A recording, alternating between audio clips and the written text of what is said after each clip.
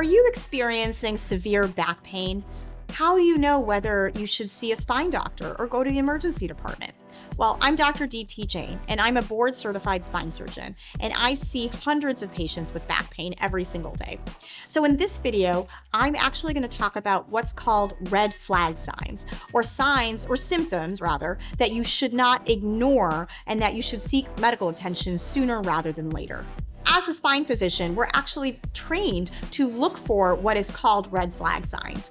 These are symptoms that a patient might experience that tell us that there might be something more serious going on that requires urgent attention. One of the negative things that can happen in the spine is to have a spine infection, and that is something that's really serious that definitely requires prompt medical attention.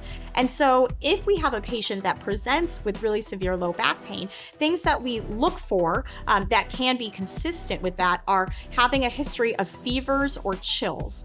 These are symptoms that can indicate that a patient might have a spine infection. So back pain plus fever equals a trip to the emergency department for evaluation of a spine infection.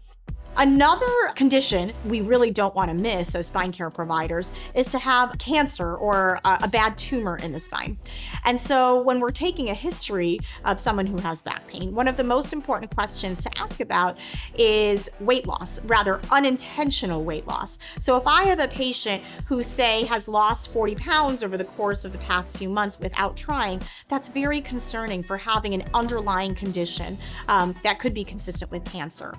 We also look for just constitutional symptoms. Those are symptoms like generalized, just not feeling well, really extreme tiredness or fatigue. These are all things that also can indicate that a patient might have a more serious problem. From a neurologic perspective, we also look for symptoms that can indicate that the nerves might be undergoing permanent damage.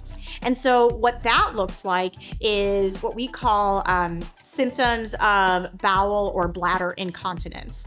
In other words, having a bowel accident without knowing that the patient has had a bowel movement, or having urinary retention. In other words, the bladder is filling up and then the urine exits without, again, noticing that the patient is urinating. These are all very concerning symptoms that can indicate that the nerves are undergoing permanent damage. We also perform a neurologic exam to make sure that all of the nerves are working properly. And so if, say, someone presents with weakness in raising their ankle, what's called a foot drop, that can also be very concerning. So these are some of the most prominent red flag signs that we look for.